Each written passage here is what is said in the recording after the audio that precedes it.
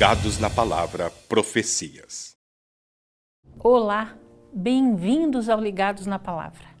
Mais uma vez estamos aqui diante do nosso Deus, com o compromisso assumido com Ele, de estudarmos a sua palavra, de compartilharmos com você das maravilhas do amor do nosso Deus, do seu poder e da sua salvação. E hoje, estudo novo, estaremos começando o estudo do livro do Apocalipse. Mas antes de entrarmos nesse livro maravilhoso também, nós vamos orar.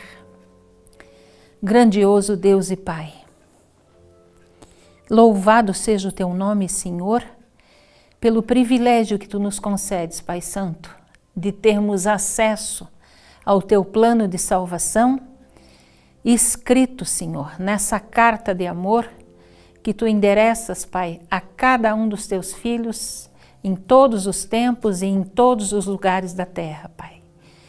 E nós Te agradecemos por isso, Pai. Agora nos colocamos na Tua presença, clamando a Ti em nome de Jesus, para que o Espírito Santo desça sobre nós, para que Ele venha estar em nós, nos ensinando, Senhor, nos dando compreensão do livro profético, o último livro da Bíblia, Senhor, o livro do Apocalipse, que contém ensinamentos preciosíssimos, que nos mostram as coisas que estão acontecendo, as coisas que ainda vão acontecer, e nos mostram, Senhor, mais uma vez, que Tu estás no comando da nossa história, da nossa vida, do nosso mundo, para que logo, logo, num futuro muito breve, Tu venhas estabelecer aqui nesse mundo o Teu reino eterno. Pai querido, Deus amado, Deus bendito, esteja com cada um de nós, Pai, especialmente com esses Teus queridos que vão participar desse estudo, Senhor, através da internet. Vem estar conosco, em nome e por amor de Jesus. Amém, Senhor. Amém, Pai Santo. Então, finalmente, nós chegamos, após o estudo do livro de Daniel, onde nos ocupamos durante umas 8, 9 semanas, nós chegamos ao último livro da Bíblia, o livro do Apocalipse, que não está no final da Bíblia por acaso. Ele está no final como um resumo, como um sumário de toda a Bíblia. Ele condensa todos os ensinamentos bíblicos. E Deus escreveu de uma forma muito especial, de uma forma a preservar a mensagem para nós, seus filhos, vivendo nesse mundo agora, no finalzinho da história da Terra.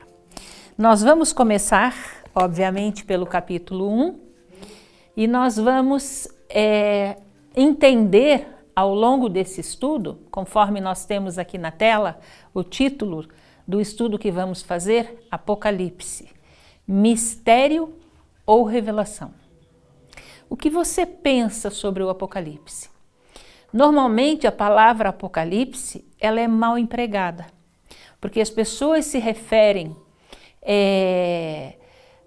a tragédias, como nós vemos aqui, a catástrofes, miséria, fim do mundo, né, como sendo cenas apocalípticas.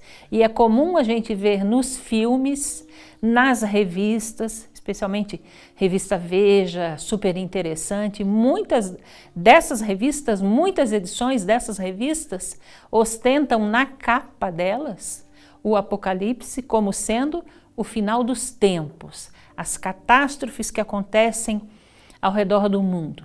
Mas Apocalipse não significa isso.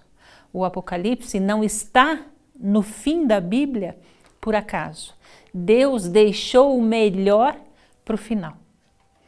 E ao entrarmos no livro do Apocalipse, nós vemos muitos símbolos. Nós vemos bestas, monstros, dragões, mulher vestida de branco, mulher vestida como uma prostituta. Nós vemos 7 selos, 7 igrejas, 7 trombetas, selo de Deus, marca da besta.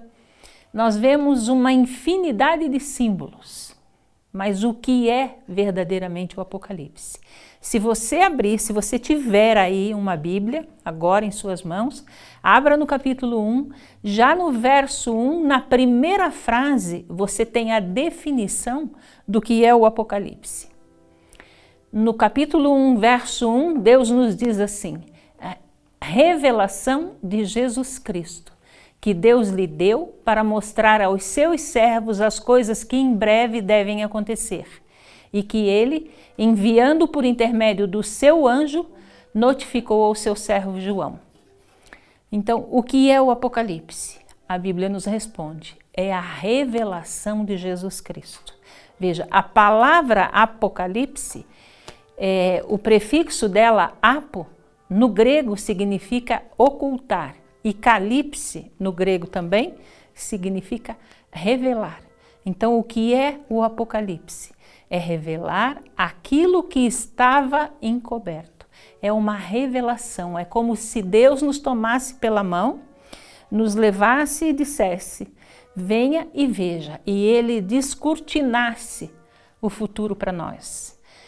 É como se Ele abrisse uma cortina para nos mostrar as coisas que são, conforme está escrito na Bíblia, as coisas que em breve devem acontecer, e Deus nos explica também o passado, aquilo que já aconteceu, com o propósito eterno, o propósito de salvação.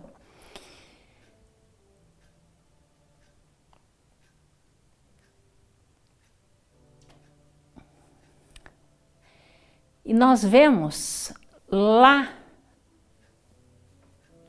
no capítulo 22, nós vamos dar um salto no Apocalipse agora, no capítulo 22, verso 10, comparando essa passagem com Daniel 12, 4, 9, que nós já lemos aqui, nós vemos o seguinte, o que está escrito em Daniel: tu, porém, Daniel, encerra as palavras e sela o livro, até ao tempo do fim. Muitos o esquadrinharão e o saber se multiplicará. Isso nós lemos ainda na semana passada, quando nós vemos Daniel já com 90 anos, idade bastante avançada, 70 anos no cativeiro babilônico, e Deus mandando Daniel fechar o livro. Porque aquelas profecias, a maioria das profecias do livro de Daniel não seriam compreendidas no tempo de Daniel, porque elas estavam reservadas para o tempo do fim. Então Deus dá a ordem para Daniel: Daniel, fecha o livro, sela esse livro, porque ele é para o tempo do fim. E aqui no capítulo 22, verso 10, Deus dá uma ordem ao contrário para João. Ele diz assim: não seles as palavras da profecia desse livro, porque o tempo está próximo. Ou seja, chegou o tempo do fim, do qual Deus falou tanto para Daniel. Chegou agora o momento de nós nos voltarmos cada vez mais, cada dia mais, para Deus e para a sua palavra, e para as profecias do livro do Apocalipse. Porque o tempo está se esgotando, a nossa vida é breve e Jesus está voltando. O tempo está quase se esgotando.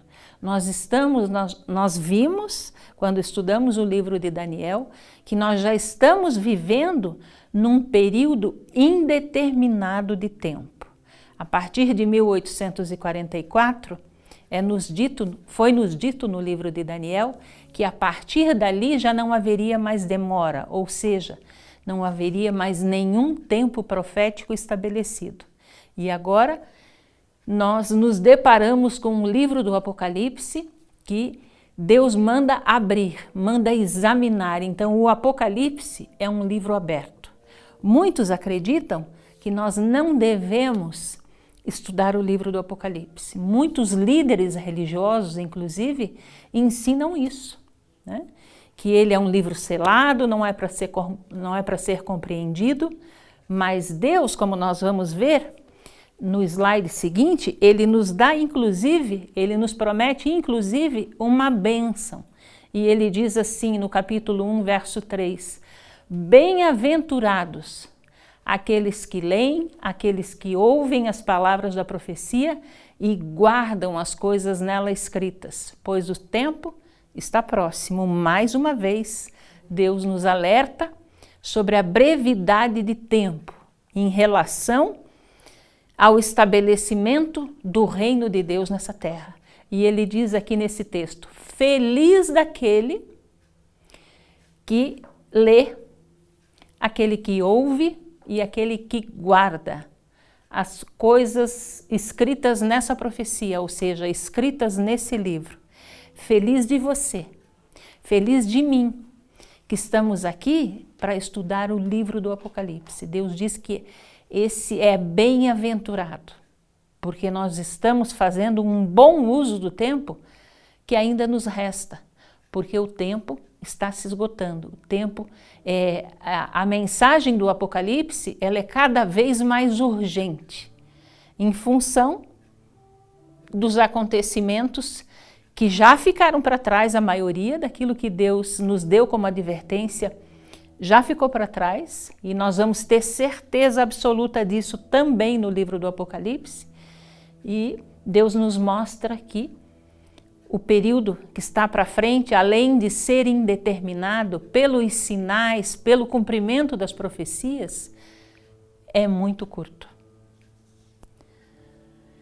E nós lemos no verso 1 que o livro do Apocalipse é a revelação de Jesus Cristo que Deus lhe deu. Então Deus deu a revelação para Jesus, Jesus mostra para o anjo recebe a ordem de mostrar para João, que é o profeta aqui do livro do Apocalipse, e João recebe a ordem de escrever para a igreja. Conforme nós temos aqui na tela, tem um esqueminha para a gente poder entender melhor.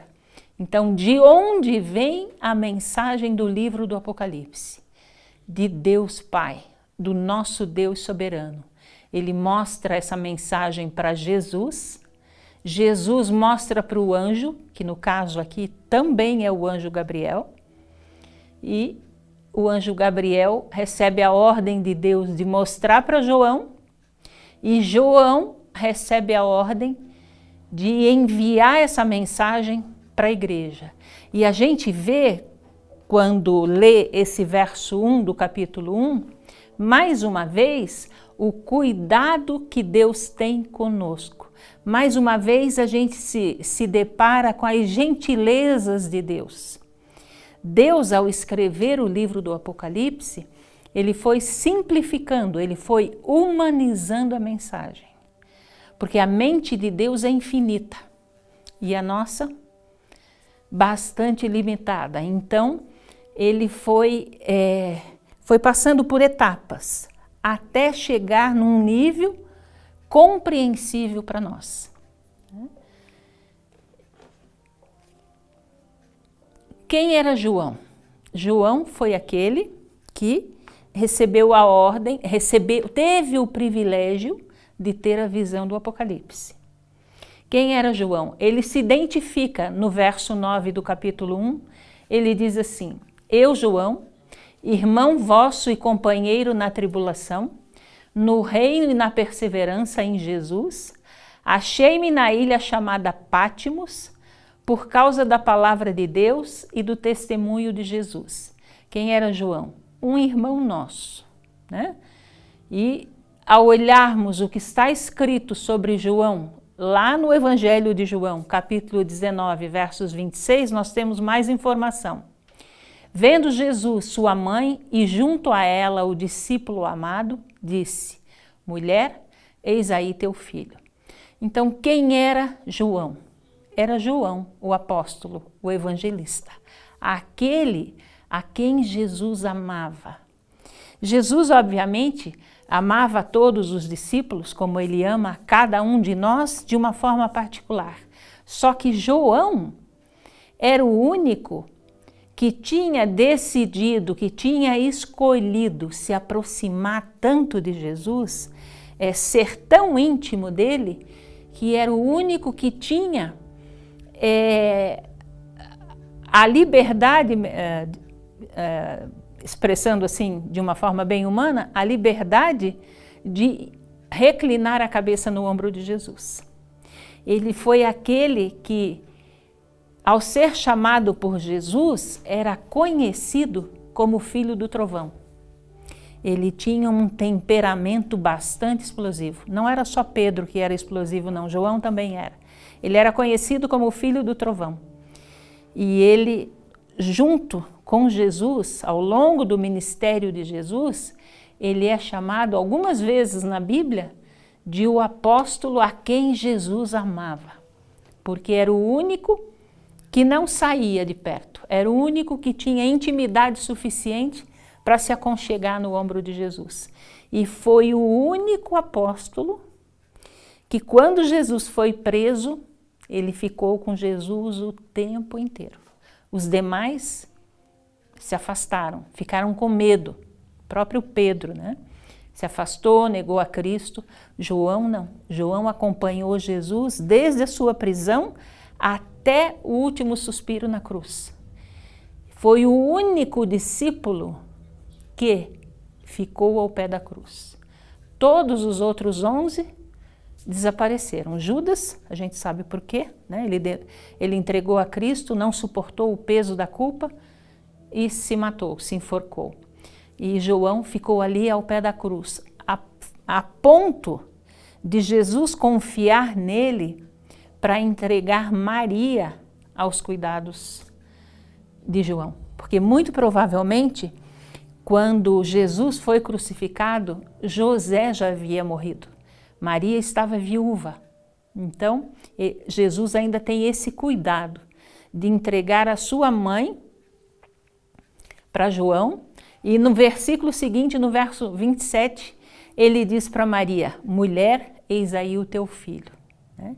E logo em seguida ele morre. Por isso é que João foi escolhido por Deus, foi escolhido por Jesus para ter o privilégio de ter a visão do livro do Apocalipse.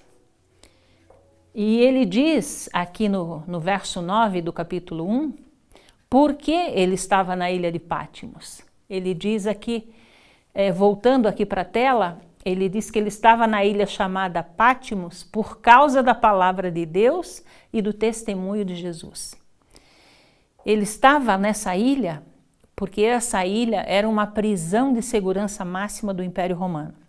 A Bíblia não relata sobre isso, mas a história eclesiástica conta, a tradição religiosa, vamos dizer assim, conta que João havia sido perseguido pelo Império Romano. Como todos os outros discípulos, eles foram martirizados pelo Império Romano. E João foi lançado dentro de um caldeirão de azeite fervendo. Mas, assim como Daniel também, né, foi lançado dentro da cova dos leões, mas a fé desses homens era tamanha, a confiança em Deus era tão grande, que assim como Daniel, que saiu ileso da cova dos leões, João também saiu ileso desse caldeirão de azeite fervendo. E eles então, o império, como não pôde matar João, mandou João para essa prisão de segurança máxima, que era uma ilha rochosa, pequena, de aproximadamente 35 quilômetros quadrados, e lá João, em idade bastante avançada também, 85, 86 anos mais ou menos, ele revê o seu querido mestre, ele revê a Cristo, conforme nós vamos ver na sequência do estudo. Aqui está Pátimos. Se você olhar na tela, do teu lado esquerdo você vai ver a ilha de Pátimos. Ela é uma ilha pequena, de aproximadamente 35 quilômetros quadrados. Ela é são quase que duas ilhas, a parte norte e a parte sul, que se ligam por um istmo muito pequeno. Atualmente, Pátimos deve ter umas 3.000 e poucas pessoas, 3.000 e poucos habitantes. Essa é a ilha de Pátimos nos dias de hoje. Obviamente que quando João esteve lá, não havia nada nessa ilha, a não ser rocha e o mar, separando João da sua família, da sua cidade, que era Éfeso. E é por isso, muito provavelmente por isso, que João, lá no capítulo 21 e 22, nos 2 últimos capítulos do Apocalipse, quando ele descreve a nova terra, e ele descreve de uma forma muito linda, de acordo com aquilo que ele conhecia de melhor e de mais bonito, ele diz que na nova terra o mar já não vai existir mais. Porque para João, nos dias de Pátimos, o mar era um empecilho muito grande, era o que o separava da sua família, da sua cidade, da sua igreja, né? Mas quando nós estudarmos detalhadamente sobre a nova terra, nós vamos entender melhor essa questão do mar. Seguindo em frente no nosso estudo, nós vemos nos versos 4 a 5, João escrevendo o seguinte: João, às 7 igrejas que se encontram na Ásia, da parte daquele que é, que era e que há de vir, da parte dos 7 espíritos que se acham diante do seu trono e da parte de Jesus Cristo, a fiel testemunha, o primogênito dos mortos e o soberano dos reis da terra, aquele que nos ama e pelo seu sangue nos libertou dos nossos pecados e nos constituiu reino, sacerdotes para o seu Deus e Pai, a ele a glória e o domínio pelos séculos dos séculos. Amém. Então veja só, a ordem que João recebeu de escrever as 7 igrejas que se encontram na Ásia. Por que 7 igrejas na Ásia? Porque a Ásia era um mundo conhecido de então, da época que João escreveu o livro do Apocalipse, que foi escrito aproximadamente entre os anos 95 e 96 da nossa era cristã. E de quem é essa mensagem? João escreve para 7 igrejas que estão na Ásia. Nós vamos ver na semana que vem que essas 7 igrejas, na realidade, elas se referem à cristandade ao longo dos séculos. A Igreja de Deus, desde o primeiro século da era cristã até a volta de Jesus. E a mensagem vem da parte daquele que é, que era e que há de vir, ou seja, do nosso Deus eterno. Ela vem de Jesus, ela vem da parte dos 7 espíritos, vem da parte do Espírito Santo também, né? Que se acha diante do trono. Ela é uma mensagem da parte de Jesus Cristo como sendo a fiel testemunha, o primogênito dos mortos. Jesus, ele não foi o primeiro a ressuscitar. Nós temos o relato na Bíblia da ressurreição de Moisés, né? Mas todos aqueles que ressuscitaram, porque quando Jesus subiu aos céus, alguns que haviam ressuscitado durante a sua morte, subiram aos céus com ele, né? Quando Jesus subiu. Todos que ressuscitaram, todos que irão ressuscitar, ressuscitarão, porque Jesus é o primogênito dos mortos. Jesus é o mais importante de todos aqueles que já morreram, porque ele venceu a morte. E porque ele venceu a morte, todo aquele que nele crê, mesmo que morra, viverá, né? E ele, que no passado foi o primogênito dos mortos, o soberano, a fiel testemunha, hoje ele é aquele que, pelo sacrifício da cruz do Calvário, nos liberta dos nossos pecados, das nossas tristezas, das nossas limitações, das nossas imperfeições, e nos constitui, olha que coisa mais linda, reino, sacerdotes para o seu Deus e Pai, a ele a glória e o domínio pelos séculos dos séculos. Amém. Então, o sacrifício de Jesus na cruz do Calvário nos fez um reino para Deus, nos fez fazermos parte do reino de Deus. Todo cristão vai fazer parte desse reino do qual Jesus é rei. E ele nos fez sacerdotes também, porque quando nós aceitamos o sacrifício de Jesus na cruz do Calvário, nós passamos a não precisar mais de nenhum intercessor humano para nos aproximarmos de Deus. O sacrifício de Jesus na cruz do Calvário aboliu para nós a figura do sacerdote lá no santuário terrestre. Lembra do santuário quando estudamos? Vimos que o pecador arrependido vinha até a presença do sacerdote confessar o seu pecado, sacrificava o animalzinho e o sacerdote então entrava no santuário para fazer intercessão por aquele pecador arrependido. Hoje, após a cruz do Calvário, nós, quando nos colocamos em oração, somos elevados até a presença de Deus. Nós somos elevados ao trono de graça. Veja que coisa extraordinária, que coisa divina que Deus nos concedeu. Por isso que a Bíblia diz que nós somos reinos, somos sacerdotes de Deus, né? E de Jesus Cristo, podemos nos colocar diretamente na presença desse Deus. E João diz, para esse Deus seja a glória e o domínio pelos séculos dos séculos. Amém. Que Deus nos ajude a fazermos parte desse reino eterno.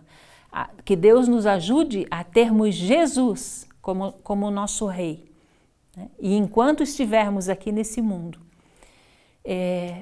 sermos sacerdotes de Deus, indo até a sua presença, diante do seu trono de graça, quando elevamos o nosso pensamento a Ele.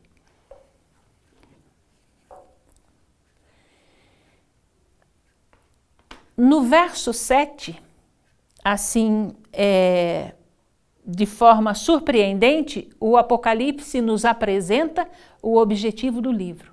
Qual é o objetivo do livro do Apocalipse? Está aqui no verso 7.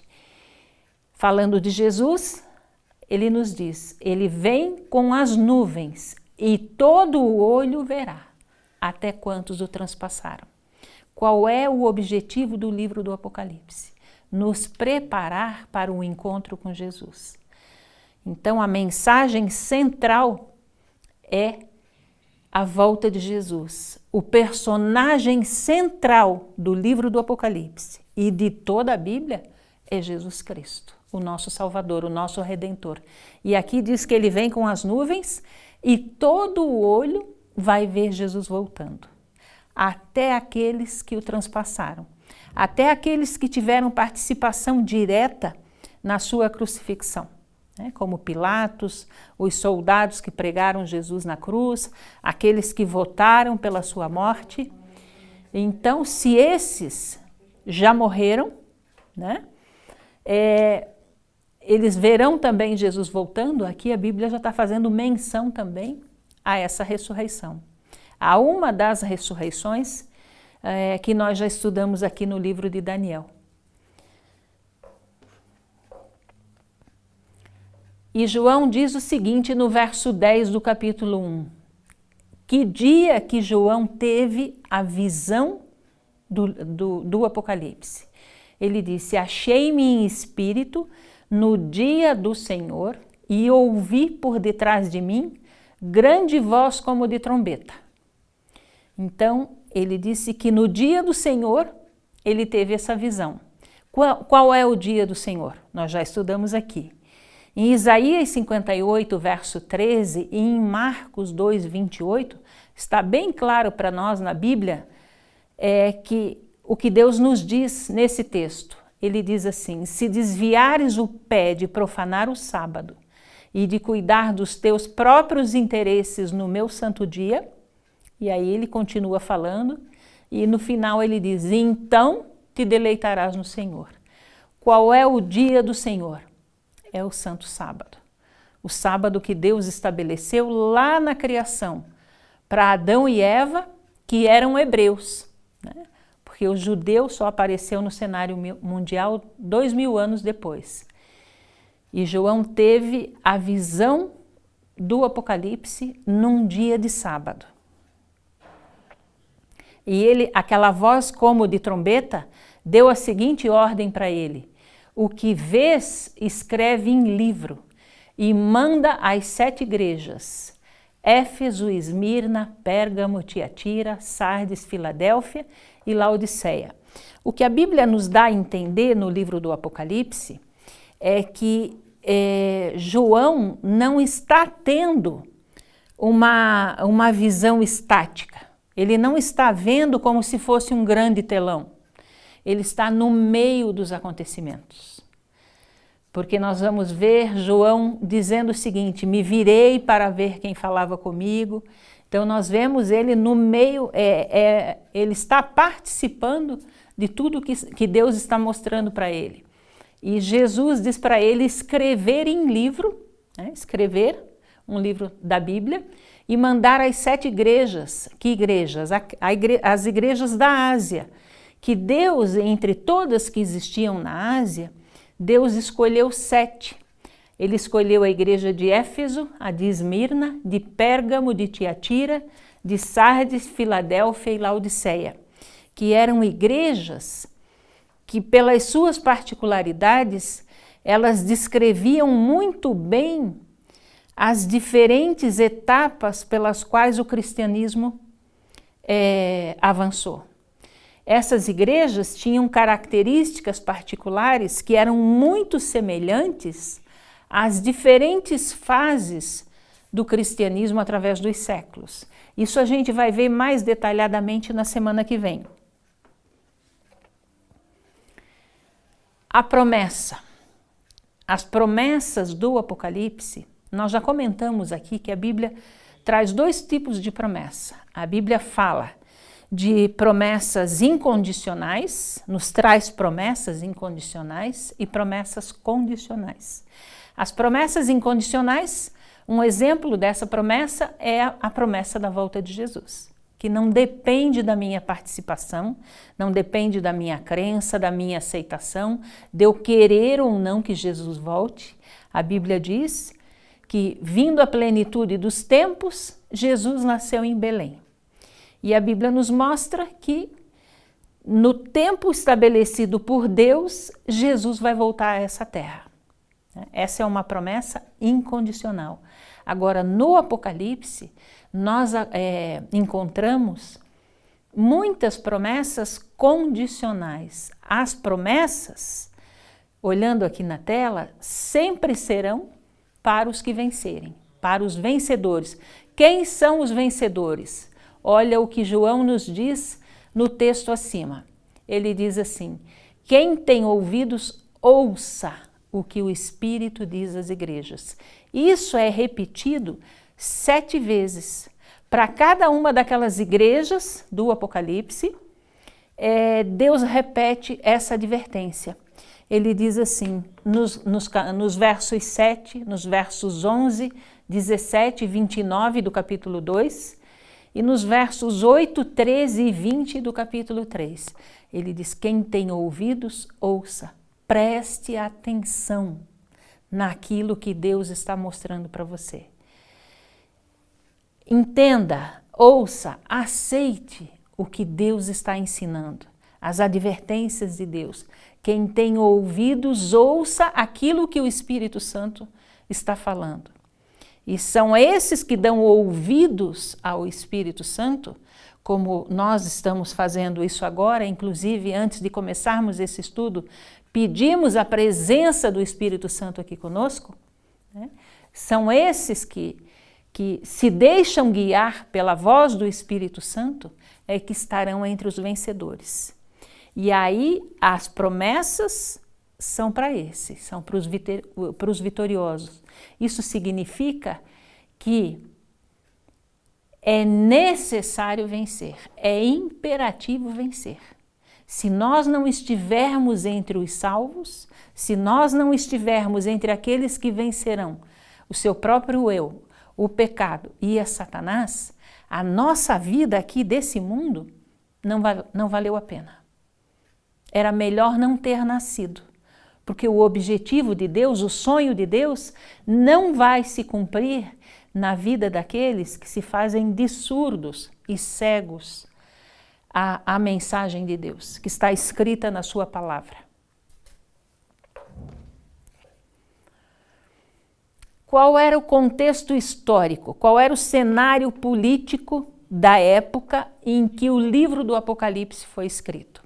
Se você olhar aqui na tela, você vai ver um mapa, e nesse mapa tem uma grande parte em rosa. Essa parte em rosa era o Império Romano, que dominava o mundo de então. Era o império que dominava o mundo na época em que Jesus nasceu aqui.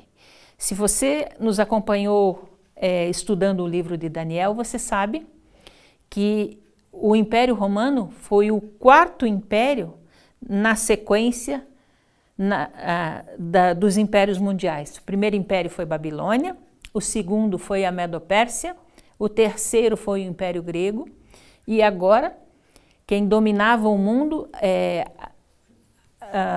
tendo uma expansão territorial impressionante, era o Império Romano. E o Império Romano, para manter a sua hegemonia política, para manter a sua unidade política, para manter a unidade das nações que eles haviam conquistado, eles mantinham, uma das formas de manter esse império unido era através da religião. Eles respeitavam a cultura, a religião, a língua de cada povo que conquistavam, mas colocavam o seu imperador como sendo Deus. Então, o culto pagão do imperador era o que predominava no Império Romano. Por isso, Jesus não foi bem visto, não foi bem-vindo ao Império Romano e acabou sendo morto pelo Império Romano. Porque ele falava de um novo reino, de um novo império. Então, Roma começou a perseguir os cristãos. Nós vamos ver quando estudarmos as igrejas, a época do Coliseu Romano, onde os cristãos eram mortos pelas feras, eram mortos queimados vivos.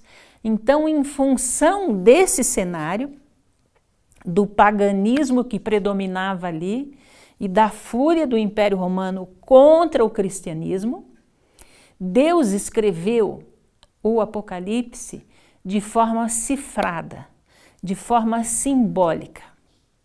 E nós encontramos ali cerca de 3.000 símbolos. Mas não é por isso que nós vamos deixar de entender a mensagem que Deus está nos trazendo, porque a própria Bíblia nos dá o significado dos símbolos. Assim como foi no livro de Daniel, quando tantas e tantas vezes Deus nos disse que reis e reinos animais representam reis, representam reinos. Deus nos disse, por exemplo, no livro de Daniel, que um ano correspondia a um tempo, ou melhor, um tempo correspondia a um ano, lá nas profecias de um tempo, 2 tempos, metade de um tempo, 42 meses, 1260 dias. Toda essa simbologia estava explicada dentro do próprio livro de Daniel. E muitos dos símbolos do Apocalipse, Deus nos explica no livro do Apocalipse. Por que que Deus escreveu assim? Para proteger a mensagem do Apocalipse para nós. Porque a mensagem do Apocalipse é para o povo de Deus que estivesse ou que estiver vivendo no fim do tempo do fim. Nos momentos que precedem a volta de Jesus, como nós estamos vivendo agora. Então, para que essa mensagem não fosse entendida pelo Império Romano, não caísse nas mãos do inimigo e fosse destruída antes de chegar ao seu destinatário final, que somos nós, que estamos vivendo no tempo do fim, Deus escreveu dessa forma. É como uma linguagem de guerra. Se ela cai nas mãos do inimigo, o inimigo não consegue decifrar. Mas nós vamos ver na sequência que Deus nos explica esses símbolos. Por exemplo, nós vamos ver a Bíblia falando no Apocalipse de 2 mulheres. O que significa mulher em profecia bíblica? Mulher, segundo Efésios 5, versos 23 e 32, representa igreja. Então, a Bíblia fala só de 2, a igreja de Deus e a outra do inimigo de Deus. nós vamos ver nesse capítulo ainda Jesus falando com a voz de muitas águas. O que representam águas em profecia? Apocalipse 17:15 me diz que águas são povos, nações, línguas, né? Então era uma grande multidão. Ventos significam guerras. Em Jeremias 51, versos 1 a 5, Deus nos dá esse esclarecimento. O dragão, Apocalipse 12:9 nos diz que o dragão é o diabo e Satanás. Cordeiro, João 1:29 nos diz que cordeiro é Jesus Cristo, o cordeiro que tira o pecado do mundo. Estrelas, no Apocalipse, representam mensageiros ou os pregadores da palavra de Deus. Onde é que está isso? Apocalipse 12:4, Daniel 12:3 nos dá o esclarecimento para essa simbologia.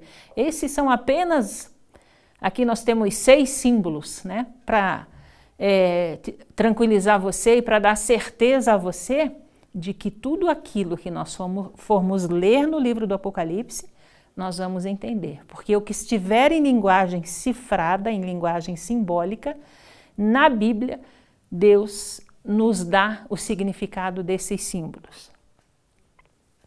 E aí João, no livro do Apocalipse, lá no capítulo 1, veja só, João com aproximadamente 87 anos de idade, já fazia muitos anos, né?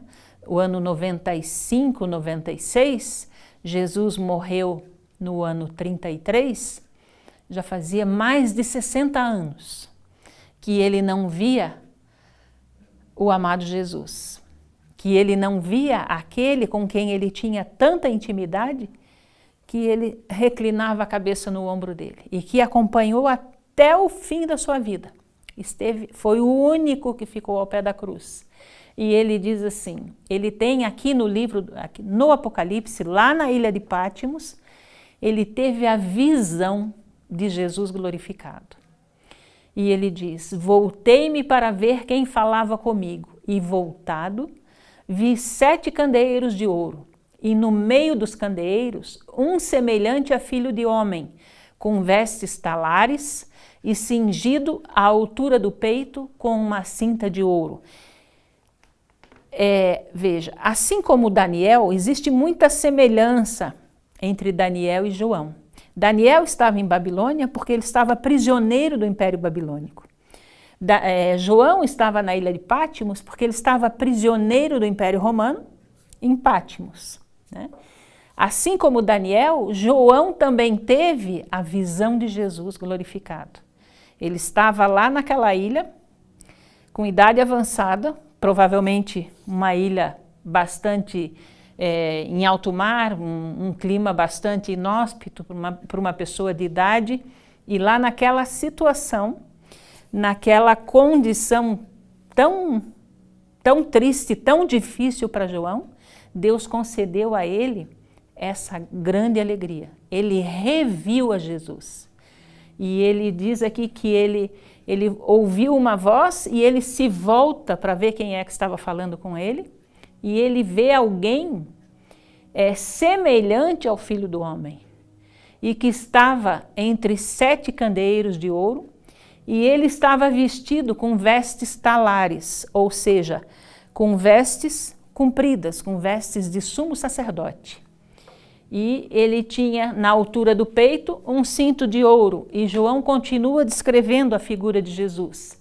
E ele diz assim, a sua cabeça e cabelos eram brancos como a alva lã, como neve, os olhos como chama de fogo, os pés semelhante ao bronze polido, como que refinado numa fornalha, a voz como voz de muitas águas. Veja, ele descreve a Cristo como tendo cabelos brancos, né?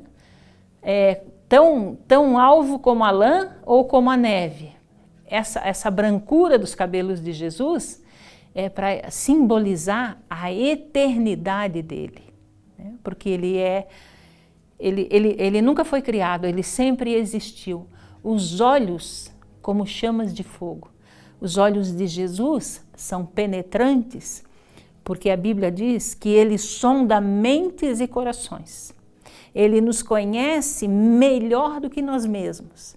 Então, diante dele, nós podemos nos apresentar exatamente como nós somos, porque ele sabe quem nós somos. Ele sabe como nós somos. Ele sabe do que mais nós precisamos, melhor até do que nós, porque ele nos conhece perfeitamente. Os pés, semelhante ao bronze polido, como que refinado numa fornalha, representando a imutabilidade de Jesus, né? E a firmeza diante dos seus inimigos. Ele não se abala, ele vence, ele derrota, porque ele é Deus. E é uma figura, assim, obviamente que simbólica, né? Aqui ele continua dizendo que a voz de Jesus era como a voz de muitas águas, e nós já vimos lá naquela tabelinha de símbolos que águas em profecia representam povos. Então a voz de Jesus era tão potente que era como se uma grande multidão estivesse falando. E ele continua descrevendo a figura de Jesus. Se nós olharmos aqui na tela, a gente tem uma ilustração humana, obviamente, né, daquilo que a Bíblia nos relata que João viu. Ele viu Jesus com vestes talares, uma roupa comprida, e com um cinto de ouro no peito, e ele estava no meio de 7 candeeiros de ouro. Tudo tem significado, nós vamos ver na sequência. E João ainda diz que ele tinha na mão direita, aqui no verso 16, ele tinha na mão direita 7 estrelas, e da boca saía-lhe uma afiada espada de 2 gumes. O seu rosto brilhava como o sol na sua força. Imagine que figura, imagine que visão que João teve. Depois de 60 e tantos anos, ele revê o seu amado Jesus. Só que ele revê agora de uma forma glorificada. Além de tudo aquilo que João já descreveu sobre Jesus, ele diz que Jesus, além de estar entre os 7 candeeiros, tinha na mão direita 7 estrelas. E na boca ele tinha uma afiada espada de 2 gumes.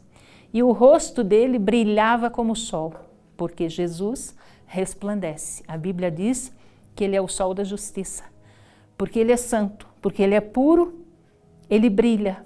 O caráter dele é tão puro, é tão santo, que resplandece.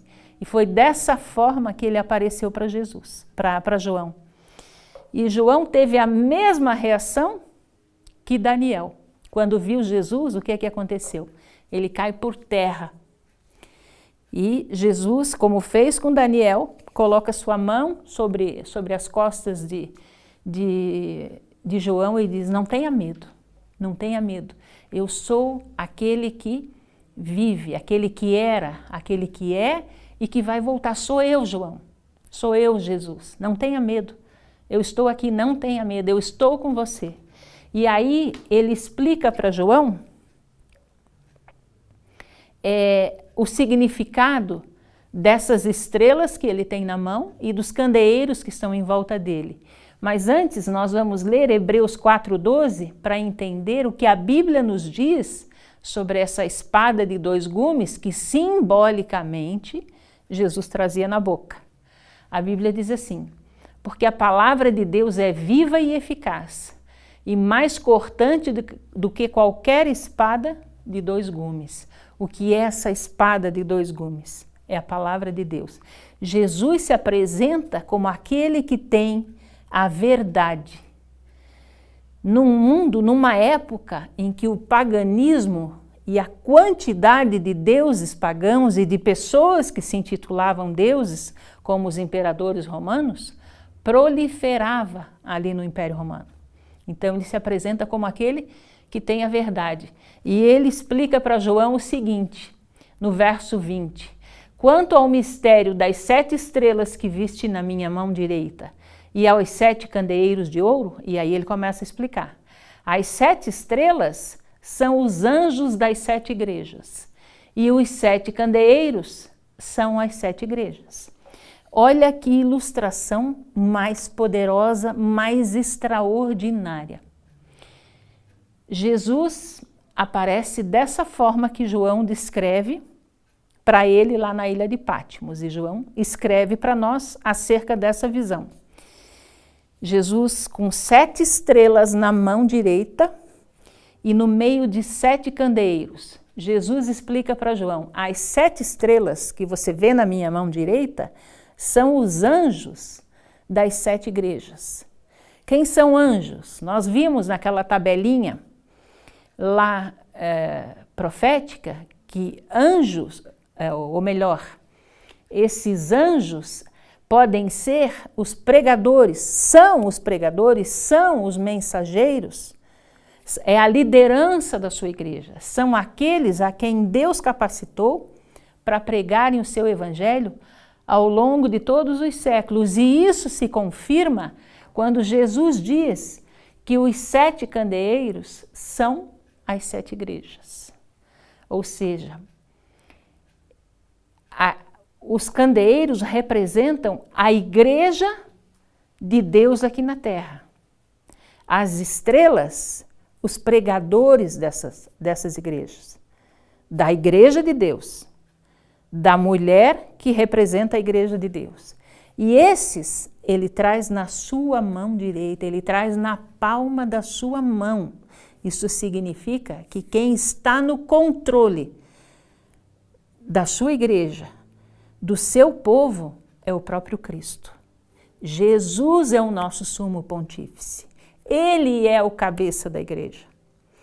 E ele está no meio desses 7 candeeiros, e ele explica que os 7 candeeiros são as 7 igrejas. Ou seja, ele se apresenta em cumprimento à promessa que ele fez para os discípulos antes de subir aos céus. Ele diz assim: e eis que estou convosco todos os dias, até a consumação do século.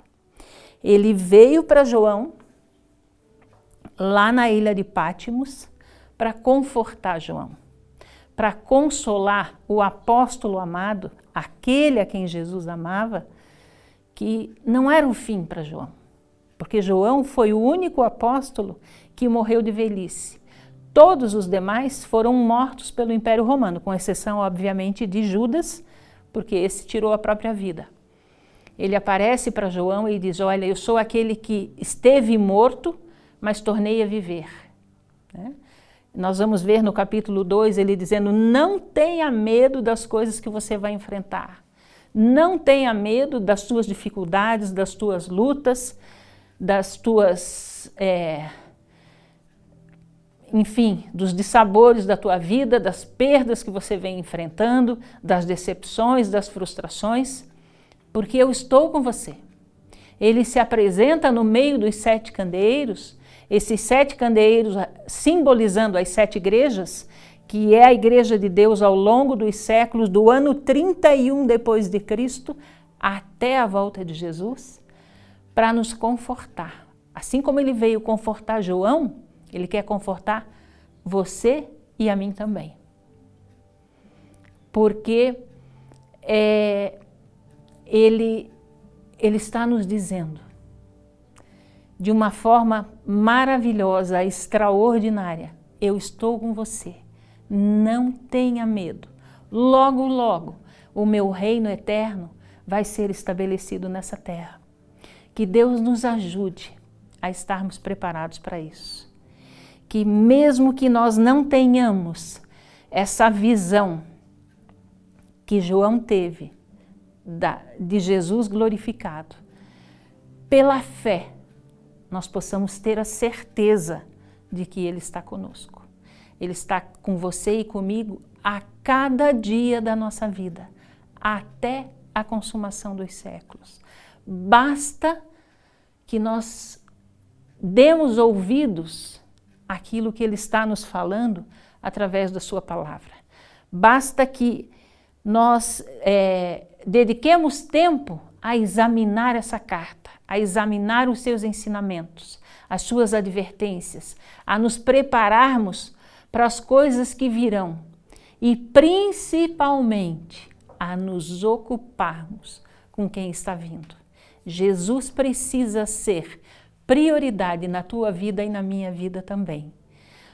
Nós já somos, já fazemos parte do reino de Deus aqui nessa terra. Quando aceitamos a Cristo, o céu já começa antecipadamente para nós.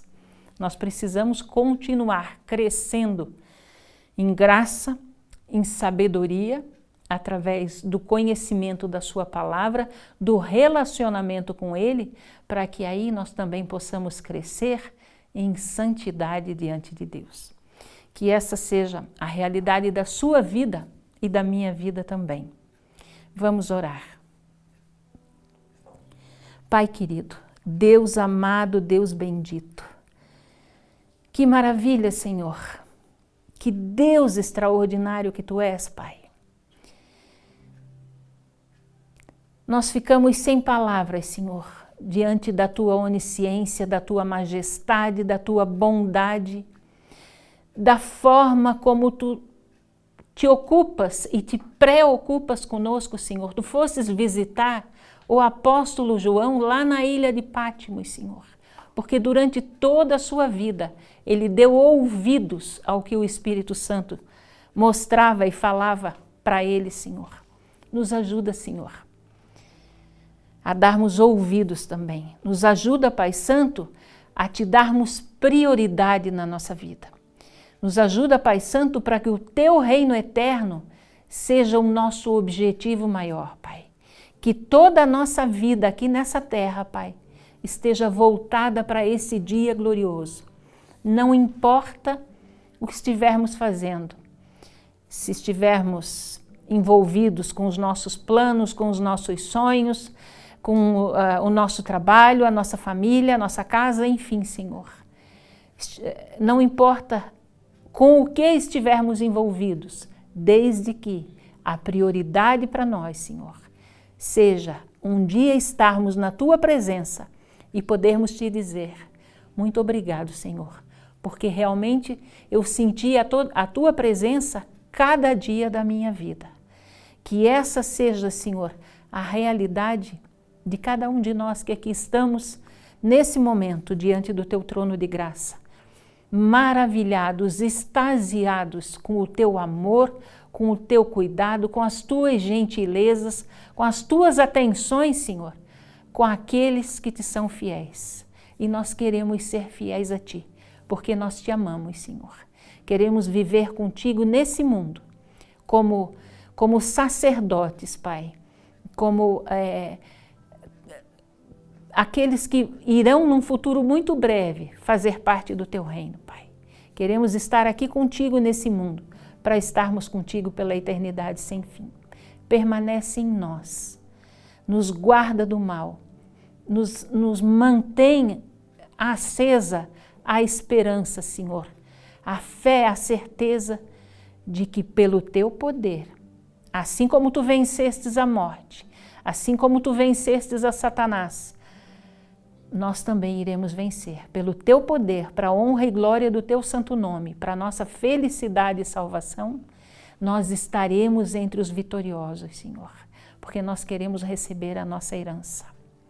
Pai querido, permanece conosco, em nome e por amor de Jesus. Amém, Pai Santo. Amém, Senhor amado. Que Deus seja louvado pela sua presença, pelo estudo que nós fizemos. Hoje foi só uma introduçãozinha, foi o capítulo 1. Na semana que vem, pelo poder de Deus, nós estaremos de volta.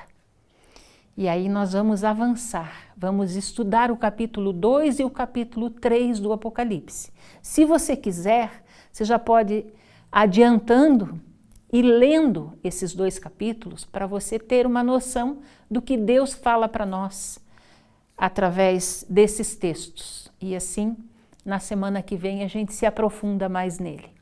Fique na paz de Jesus, fique na companhia desse Deus maravilhoso que prometeu e cumpriu, pelo que ele mostrou para João, que ele está no comando, está comigo e com você até o fim dos séculos. Até semana que vem. Até lá.